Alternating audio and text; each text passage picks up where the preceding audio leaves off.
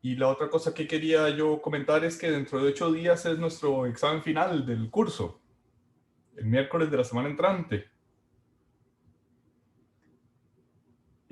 Como habíamos comentado en ocasiones anteriores, o sea, el examen va a ser similar en metodología a los exámenes anteriores y no entra todo el curso. No, me parece que en la terminología usual se dice que no es acumulativo, sino que solo incluirá las lecciones que no fueron examinadas con anterioridad, eh, para que lo tengan presente.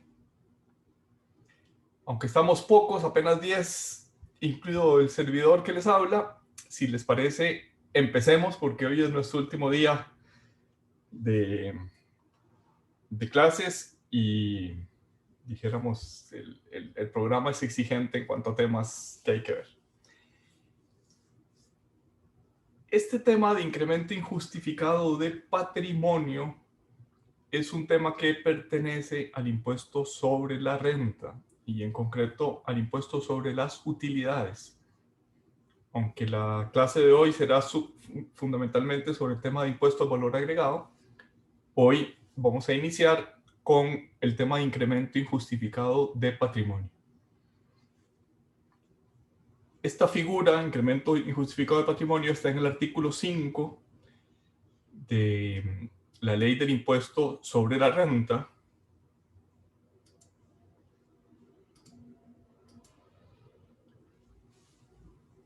que dice así: la renta bruta es el conjunto de los ingresos o beneficios percibidos en el periodo del impuesto por el sujeto pasivo en virtud de las actividades a que se refiere el artículo 1. Recuerdo que estamos dentro del contexto del primer impuesto cedular, del impuesto a las utilidades. Dice el segundo párrafo: también forma parte de la renta bruta cualquier incremento del patrimonio que no tenga su justificación en ingresos debidamente registrados y declarados a partir del periodo fiscal siguiente a la vigencia de esta ley. Esa última frase, a partir del periodo fiscal siguiente a la vigencia de esta ley, proviene de cuando la ley se aprobó. Esto es, tiene 33 años de estar en la ley. Para estos fines, el contribuyente está obligado a demostrar el origen de tal incremento y además que ha tributado de conformidad con las disposiciones legales aplicables al caso, o que está exento por ley.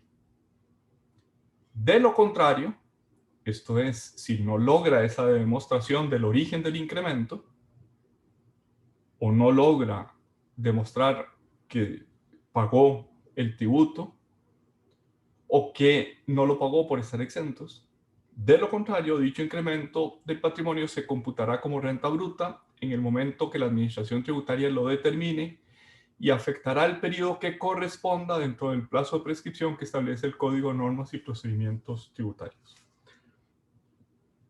Para estos efectos no se considera como incremento del patrimonio la repatriación de capitales. Para la verificación de estos antecedentes, todo contribuyente obligado a declarar el impuesto sobre la renta deberá acompañar a su declaración anual un estado patrimonial de sus bienes, incluidos sus activos y pasivos, de acuerdo con lo que disponga el reglamento de esta ley.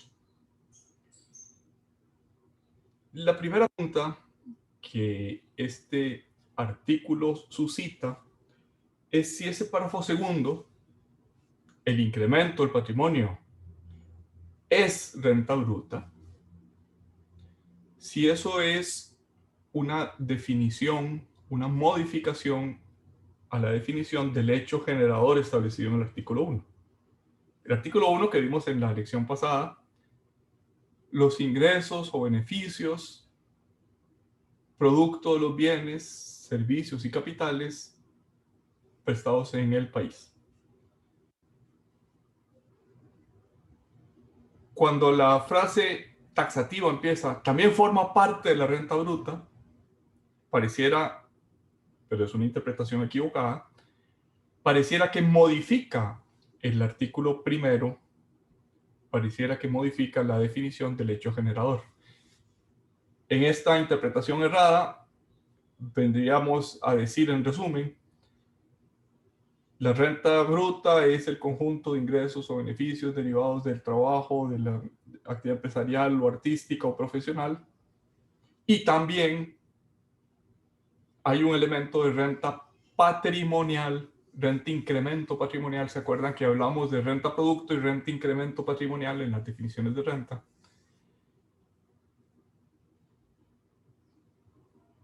Pero digo que esa interpretación es errada y a eso dedicaré el resto de esta primera parte de la clase de hoy. O sea, aunque literalmente el párrafo segundo podría dar pie a esa interpretación, es evidente que el párrafo tercero desdice esa interpretación. Porque ya no es una definición de renta, sino que el artículo tercero está, perdón, el párrafo tercero está construido en los términos de demostrar que el incremento no es renta. ¿Cómo se concilian estos dos párrafos? Pues evidentemente entendiendo que el incremento que no se haya podido demostrar que no es renta, se presume renta. Es una presunción. Se entiende que si yo no puedo demostrar el origen del incremento de patrimonio, entonces eso es renta oculta, renta no declarada, renta que no ha tributado o que, si no puedo demostrar que estaba exenta, que debió haber tributado. Solo así se entiende la frase que está subrayada en el párrafo tercero. De lo contrario, es decir, si no hay esa demostración, de lo contrario, dicho incremento se computará como renta bruta. Esto es, si sí se logra hacer la demostración, no debe computarse como renta bruta, lo cual evidentemente desdice esa interpretación que, repito por tercera vez, es errada, de considerar este segundo párrafo como una modificación a la descripción del hecho generador. Por tanto, estamos frente a un desplazamiento de la carga de la prueba. El artículo 185 del Código de Normas de Procedimientos Tributarios dice que en términos generales, la carga de la prueba incumbe a la administración tributaria respecto de los hechos constitutivos de la obligación tributaria material. ¿Cuáles son esos hechos constitutivos? El hecho generador. Le corresponde a la administración tributaria probar que el hecho generador sucedió.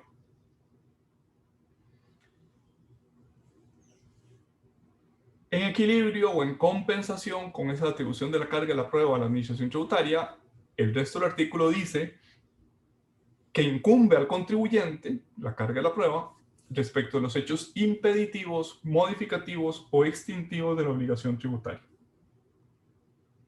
Con los hechos impeditivos, de acuerdo con la teoría del artículo 64 del Código sobre las exenciones, la exención es un hecho impeditivo según esa teoría positivizada por el Código, le corresponde al contribuyente respecto a las exenciones, respecto a las modificaciones, como podría ser un incentivo tributario, o respecto a los hechos extintivos, como podría ser el pago, la prescripción, la compensación, la dación en pago, etc.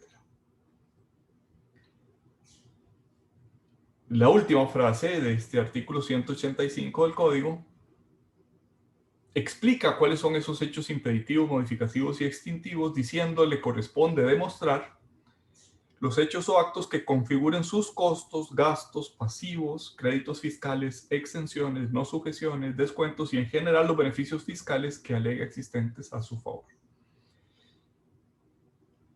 La distribución de la carga de la prueba, pues, es, podríamos decir, equitativa. Le compete o le incumbe a la administración demostrar la existencia del hecho generador. Y me parece que está incluida en esa frase la magnitud de ese hecho generador. Mientras que le compete al contribuyente los costos, los gastos, los pasivos, los créditos, las exenciones, etc. El hecho generador y lo que crea la obligación le compete a la administración. Lo que la disminuye, lo que la acorta, lo que la extingue, le compete al contribuyente. Decía que este artículo 5 de la Ley del Impuesto sobre la Renta es una inversión de la carga de la prueba.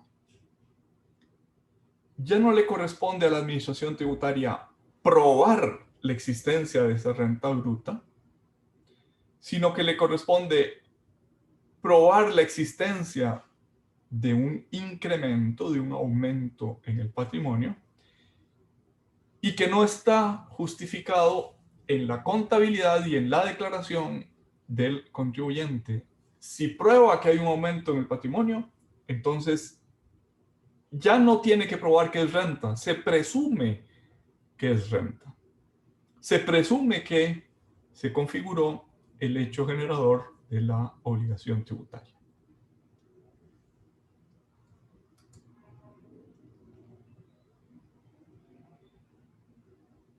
Esto es,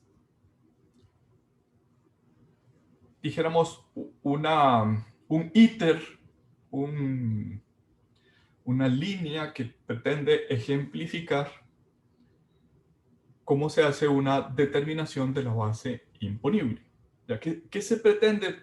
Evidentemente se pretende conocer la existencia y la cuantía, el an, que en latín es el participio pasivo del verbo ser, en castellano diríamos la existencia, el ser de la obligación tributaria, el an, existe la obligación tributaria, y el quantum, de qué tamaño es, cuál es su magnitud. Eso es lo que queremos. Lo habitual, lo normal, es que ese an y ese quantum estén reflejados en la contabilidad del contribuyente. Es decir, el contribuyente tiene que declarar, tiene que reconocer en la contabilidad que ha incurrido en el hecho generador.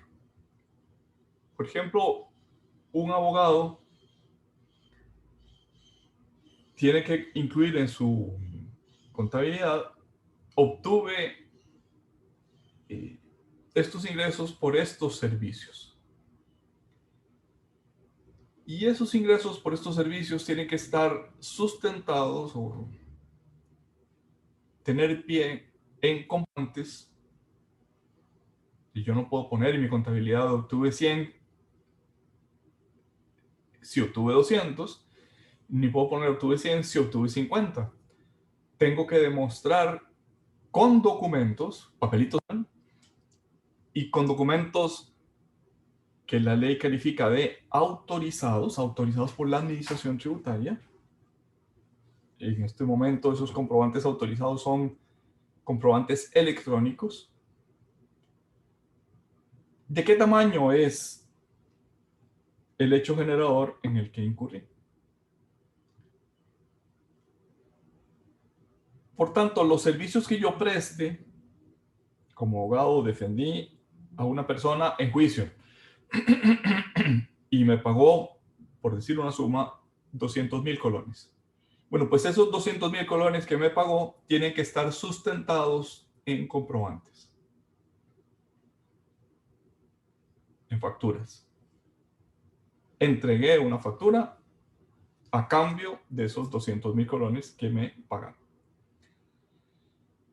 Y además incurrí en gastos para prestar mis servicios profesionales en ese juicio. Me desplacé a los tribunales, hay gastos de combustible, de parqueo, etc. Tuve que obtener copias del expediente, alquilé una computadora o compré una computadora y deprecié esa computadora para poder prestar ese servicio. Tengo gastos de alquiler del local de la oficina, de la secretaria, del mensajero, del asistente, etc. Todos esos gastos, el alquiler, el combustible, las copias del expediente tienen que estar sustentados en comprobantes autorizados. Los salarios tienen que estar en una planilla presentada ante la Caja Costarricense del Seguro Social. La magnitud del hecho generador renta es, pues, lo que el contribuyente declara: tuve estos ingresos y tuve estos costos. A la hora de probar, a la hora de fiscalizar, el código, según vimos en la lección correspondiente a determinación de la base imponible, establece que debe hacerse como tesis principal sobre estimación directa o base cierta. Esto es, el que revisa, el que fiscaliza, tiene que ver la contabilidad y tiene que ver los documentos soporte o sustento de esa contabilidad. Solo cuando la contabilidad no esté bien llevada o solo cuando los documentos no sean fehacientes, es decir, en caso de imposibilidad de regirse por la determinación sobre base cierta, es admitido el uso de presunciones. Solo cuando no se puede hacer la determinación de forma directa, se puede hacer de forma indirecta, sobre base presunta, es decir, sobre indicios. ¿Qué quiere decir el incremento injustificado de patrimonio? Quiere decir que si hay un aumento en el patrimonio que no esté justificado en esa contabilidad o en esos comprobantes, si hay un incremento del patrimonio no justificado, repito, en contabilidad o en comprobantes, se presume, es un indicio de que es renta oculta. Se presume que es un indicio de que no se declaró toda la renta que correspondía. Ese artículo 5 tiene una doble presunción. De la primera ya hemos hablado, es si hay un aumento en el patrimonio, se presume que no se refleja en la contabilidad y en la declaración, se presume que es renta bruta, que es renta oculta, renta no declarada. Esa es la primera parte de la presunción. Y la segunda parte de la presunción es que pertenece al periodo en que se descubre o aflora. Esto es, yo pude haber acumulado patrimonio en los últimos 20 años. Y ese patrimonio se acumuló, dijéramos, a partir de rentas que obtuve y que no declaré. Pero si llega el auditor fiscal y descubre ese patrimonio en el periodo en que está fiscalizando, supongamos que llega hoy y que está fiscalizando el periodo fiscal 2019, se sobreentiende, se presume que pertenece al periodo fiscal 2019. Entonces es una doble presunción. Presunción de que es renta y presunción del periodo que corresponde, renta que corresponde al periodo en el que aflora ese incremento no justificado de patrimonio. En el primer cuadrito a la izquierda se subraya que es una presunción relativa, no es una presunción juris et de iure, sino una presunción juris tantum, una presunción que admite prueba en contrario. Eso es lo que dice el artículo 5. Está obligado a demostrar el origen y que ha tributado. De lo contrario, si no logra demostrar ese origen, se computará como renta bruta. ¿En qué momento? En el momento en que la administración lo determine. Esto es, en el periodo fiscal que está fiscalizando y afectará el periodo que corresponda y puede tenerse por extinguida si esa presunción del periodo al que pertenece puede desvirtuarse, puede tenerse por extinguida por prescripción.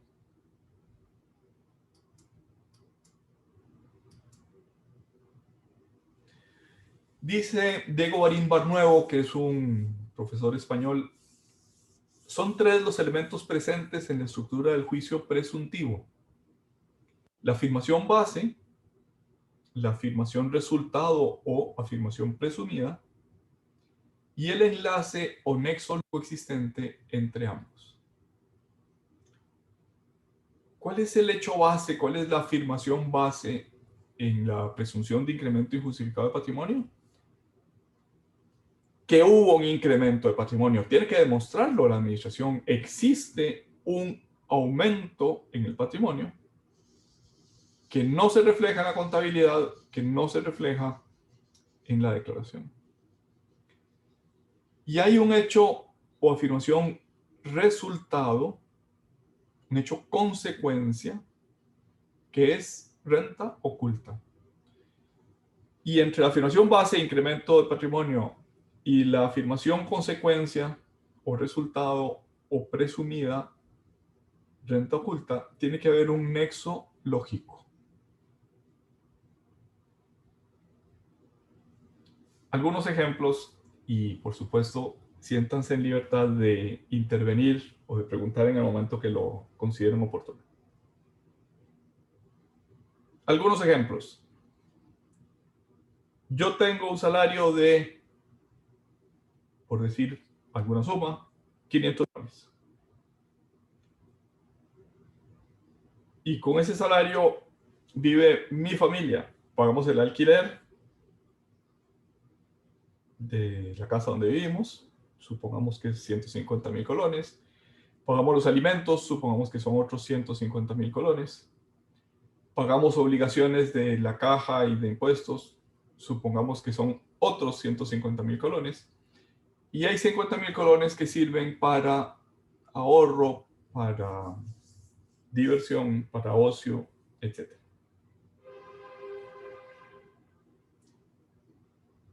Pero resulta que de repente yo tengo un vehículo, adquiero un vehículo que vale $50,000.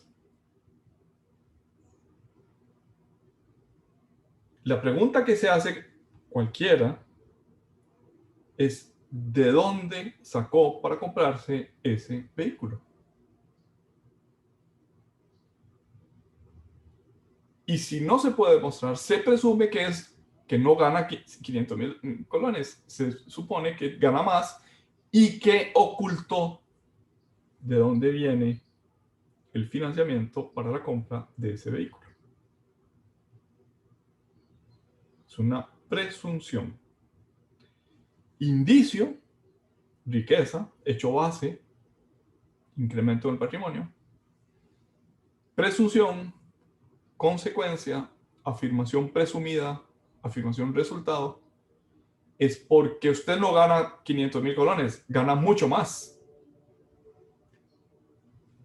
Usted tiene otra fuente de ingresos. Por ejemplo, podría ser porque tiene una actividad de distribución ilícita de drogas, por eso es que no la declaró. Por ejemplo, podría ser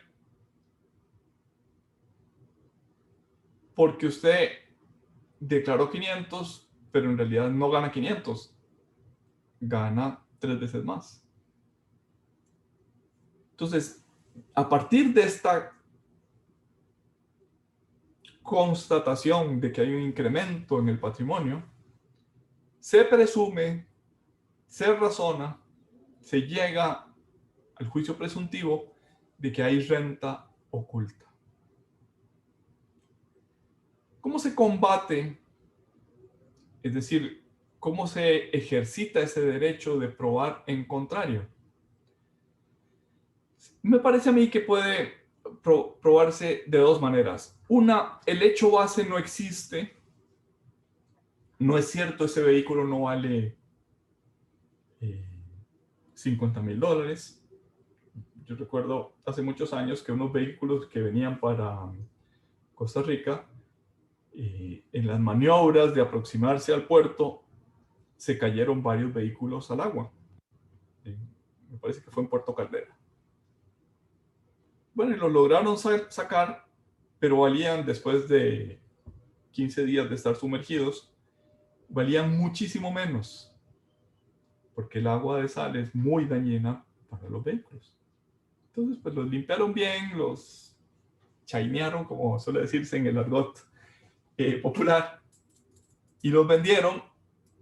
Pues yo qué voy a saber, como una 20ª parte de lo que valdrían esos vehículos estando nuevos. Entonces puedo probar en contrario, no, ese vehículo no vale $50,000, sino que vale $2,500. El hecho base no es cierto, no está probado. Lo que le corresponde probar a la administración tributaria, que es el hecho que da pie a la afirmación de incremento injustificado de patrimonio, no existe en la realidad. También puedo atacar el nexo lógico. De este hecho base no se deriva esta renta ocultada. Por ejemplo, podría ser, bueno, yo soy el que fue adjudicatario. Se pusieron a la venta por $2,500 los vehículos que se cayeron al agua.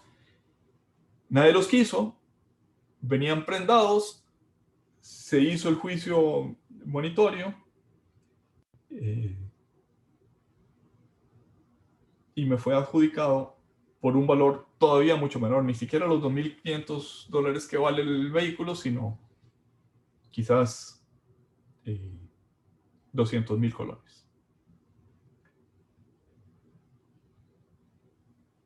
También puedo luchar contra ese nexo lógico diciendo, esa renta sí estaba declarada. Por ejemplo, mencionamos que la legislación se rige por el principio de renta-producto y de renta de fuente costarricense. Y yo podría decir, bueno, es cierto que no tengo más ingresos que 500,000 colones. Pero se murió mi tía, que era mi madrina, y me dejó en herencia. Recuerden que nuestra ley se basa en renta producto, las herencias están fuera de renta producto. Este vehículo que vale $50,000, que no era mío, que no hubiera podido obtener con mis ingresos, pero me lo dejó en herencia o me lo donó. Estoy atacando el nexo lógico. También podría decir, los ingresos con los que financié la compra de ese vehículo fueron ingresos extraterritoriales. Por ejemplo, es verdad que yo tengo un salario de 500,000 colones, pero también tengo, por ejemplo, unos apartamentos en la Florida que los rento por el sistema de Airbnb y obtuve rentas suficientes para comprar ese vehículo. Pero ese alquiler es de bienes situados fuera de las fronteras costarricenses y por tanto no forma parte de la renta bruta. O sea, recuerden que lo que afirma la presunción de incremento injustificado de patrimonio es forma parte de la renta bruta. Yo puedo demostrar no forma parte de la renta bruta porque es extraterritorial. O porque su origen no es renta producto, sino una donación, una herencia, o porque me lo gané en una rifa, etc.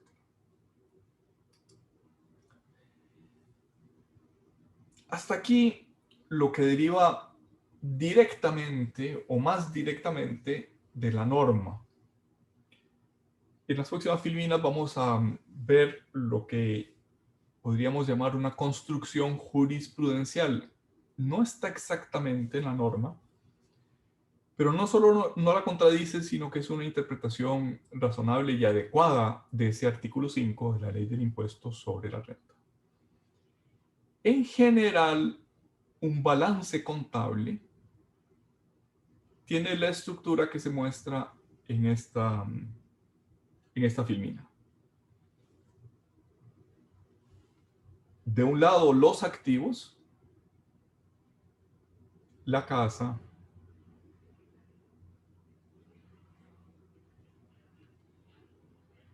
el dinero que tengo en el banco, la oficina, la computadora, etcétera. Esos son los activos. Y de el otro lado, la columna de pasivos y patrimonio neto. Esto es, mi casa vale, por decir una suma, 20 millones de colones.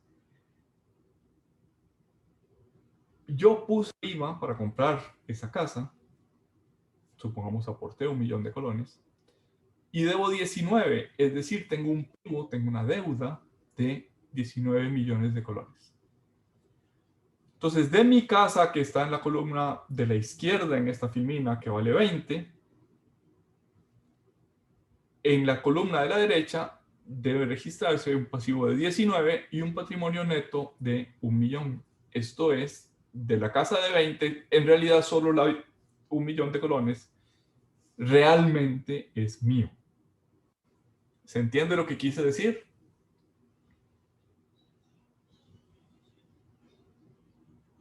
Es importante que captemos el significado de lo que acabo de decir, porque si no, no se va a entender la construcción jurisprudencial de lo que viene a continuación. Esmeralda, ¿nos quieres decir si lo entendiste bien? Creo que sí, profe. Creo que está claro.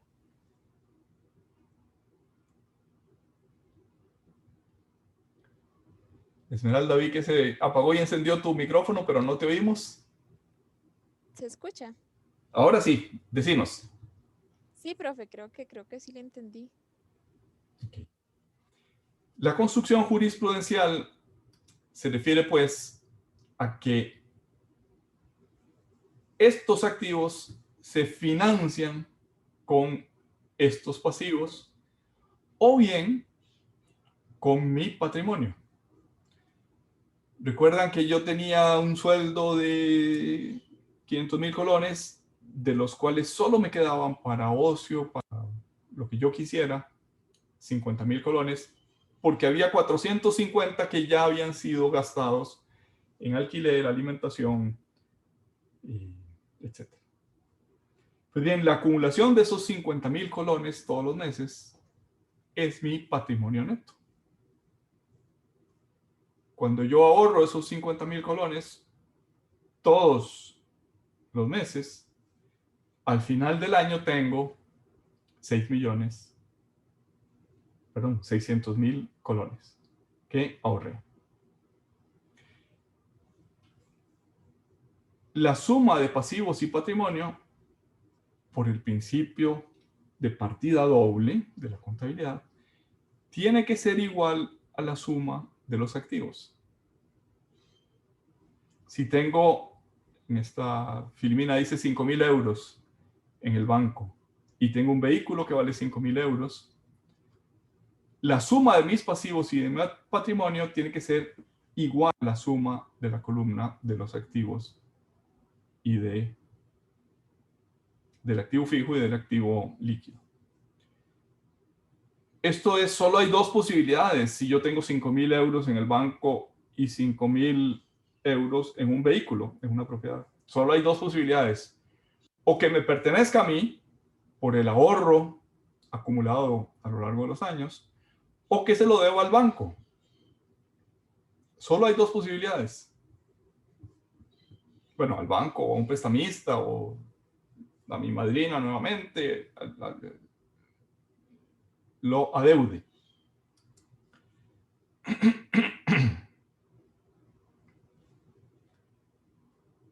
Si además de el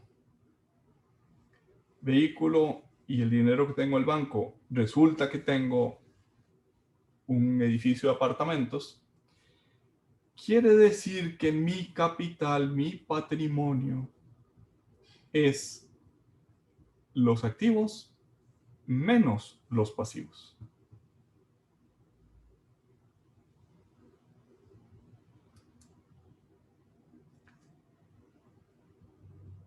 El activo es igual al pasivo más el patrimonio. La construcción jurisprudencial a esa ecuación, pasivo más patrimonio igual activo, le ha añadido o le ha dado la vuelta que es matemáticamente lógica, que el activo menos el pasivo es el patrimonio. Si pasivo más patrimonio es el activo, activo menos pasivo es el patrimonio. Por tanto, si el pasivo es un pasivo inexistente, es un pasivo ficticio, esto es, si en la fiscalización yo puedo demostrar que el pasivo no es del tamaño que dice el contribuyente, entonces activo menos pasivo implica un patrimonio mayor que el que consta en los estados financieros del contribuyente. ¿Se entendió la construcción jurisprudencial?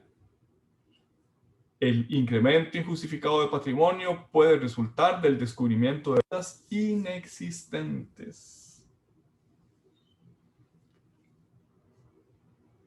Puede ser el reflejo que se produce contablemente al desconocer el pasivo cuestionado, debido a que no se ha demostrado ni el origen ni la existencia de ese pasivo. ¿Se entendió la construcción jurisprudencial? Jason, ¿nos quieres decir si la entendiste?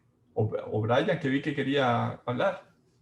Sí, profe, bueno, sí quedó, a mí sí me quedó claro. Sí. A mí también, profe. Excelente, excelente. ¿Alguien que no le haya quedado claro?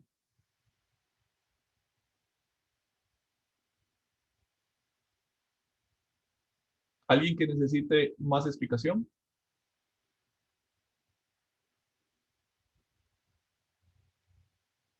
Bueno, parece que no.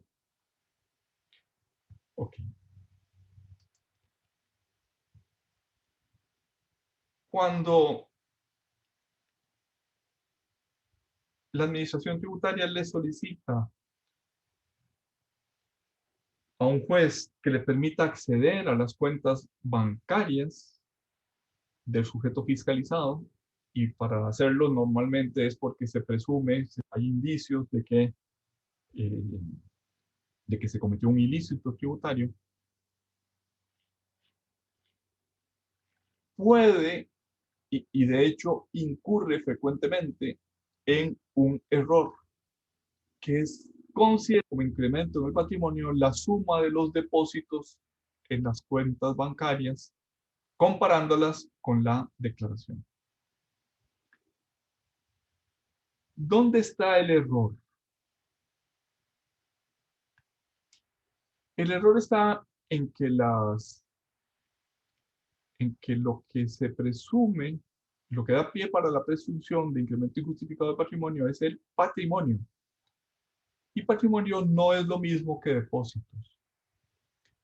Por ejemplo, yo soy una empresa que vende zapatos.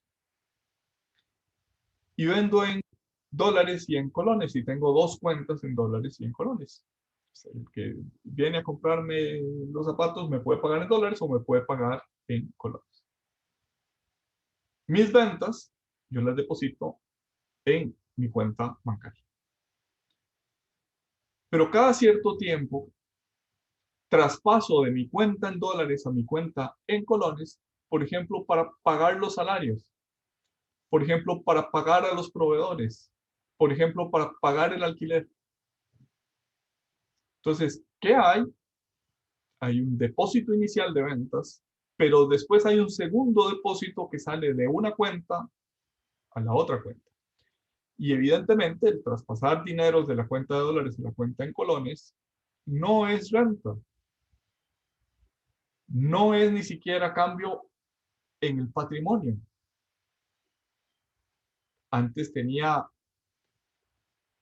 en nuestro ejemplito,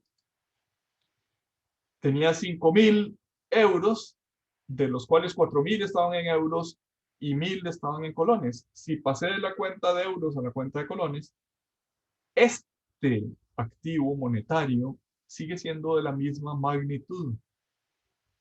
Por tanto, no hay manera de demostrar que un cambio de una moneda a la otra suponga un incremento en el patrimonio. Algunos casos de la jurisprudencia, el auditor fiscal ha dicho, bueno, estos depósitos menos el 13%, que es el impuesto al valor agregado, que no son rentas, son impuestos. Bueno, pues muy bien, pero no es lo único que hay que depurar. El incremento injustificado de patrimonio consiste en comparar el patrimonio al final del periodo con el patrimonio al inicio del periodo. Puede haber movimientos en el patrimonio, puede haber movimientos en el activo, puede haber movimientos, parte del activo son los inventarios, puede haber compras de inventarios y ventas de inventarios a lo largo de todo el año. Cabalmente las empresas se caracterizan por eso, porque compran y venden. Pero lo que interesa demostrar es si al final del periodo fiscal el patrimonio es mayor que al inicio. En primer lugar, y en segundo lugar, que esa diferencia en el patrimonio, que ese aumento en el patrimonio, no se justifica en las rentas declaradas.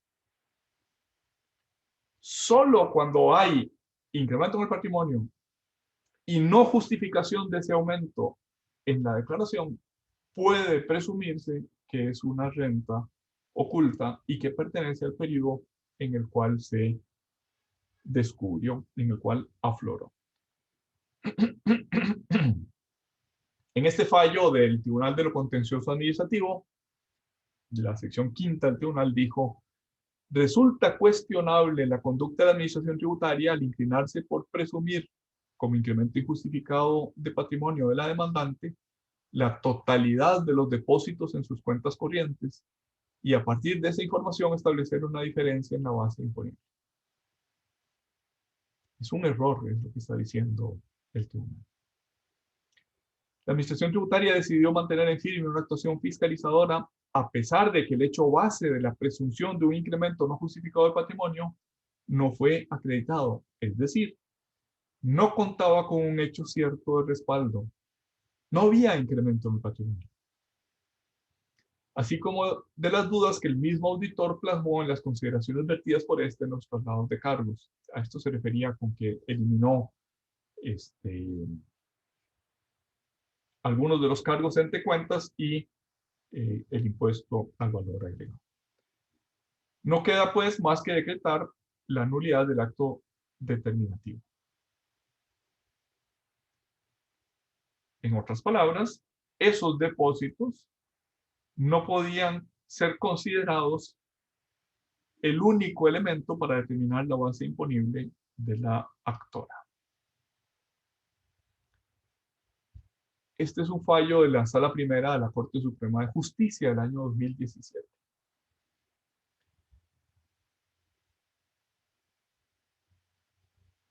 Aludiendo al ordinal quinto párrafo tercero de la Ley de Impuestos sobre la Renta, que es incremento justificado de patrimonio, quedó acreditado que la simple suma de depósitos bancarios por parte del auditor fiscal, con ciertas advertencias a partir de presunciones, se llegó a establecer la base imponible de los tributos reclamados, incluso el del impuesto a rentas. En otros términos, dice la sala, el auditor fiscal supuso que para determinar la renta bruta del contribuyente, podía acudir a los depósitos de sus cuentas, pero antes, según sus criterios y suposiciones, decidió que debía excluir algunos depósitos, dado su origen diverso al de las rentas generadas. En esa faena incluso llegó a señalar que el margen de utilidad, una vez realizada la determinación de la base imponible, resultaba elevado. Y en este caso en concreto resultaba elevado en comparación con otras tiendas. Esto era un contribuyente de ventas al consumidor final. Otras empresas del mismo sector tenían un margen estadísticamente hablando, mucho más pequeño. Dicho de otro modo, nunca se demostró debidamente que ese incremento de patrimonio, hecho base, se diera en las condiciones apuntadas en el traslado de cargos.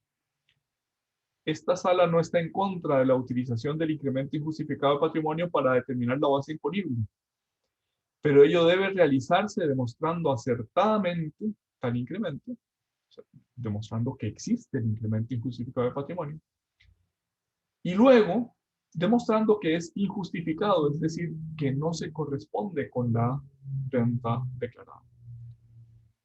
Todo lo cual se extraña en este asunto, pese a que es claro su utilización. Los depósitos, continúa la sala, por sí solos no dicen un incremento de patrimonio. Motivo por el cual el hecho base no podría quedar demostrado, pues no existe un verdadero análisis sin presunciones de ese patrimonio.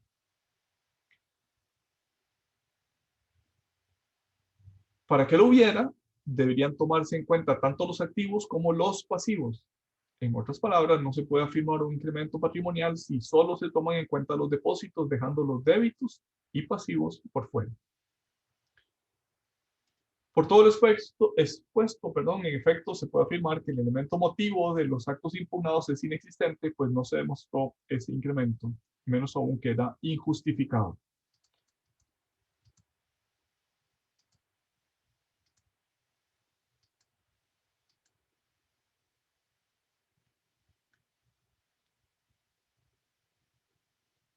Aquí podría haber un aumento en la columna de los activos, en los depósitos. Por ejemplo, si yo obtengo, un préstamo del banco para comprar este edificio de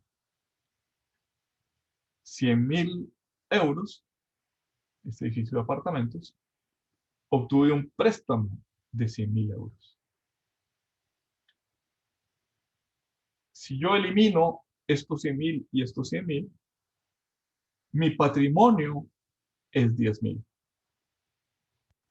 Pero si aumento el pasivo en 100.000, paso de 10 a 110, la suma de mi patrimonio más el pasivo en esta columna de la derecha,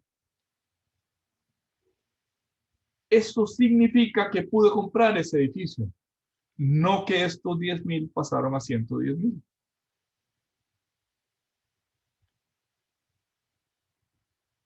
Debe demostrarse, pues, en la fiscalización que el incremento injustificado de patrimonio realmente es de patrimonio.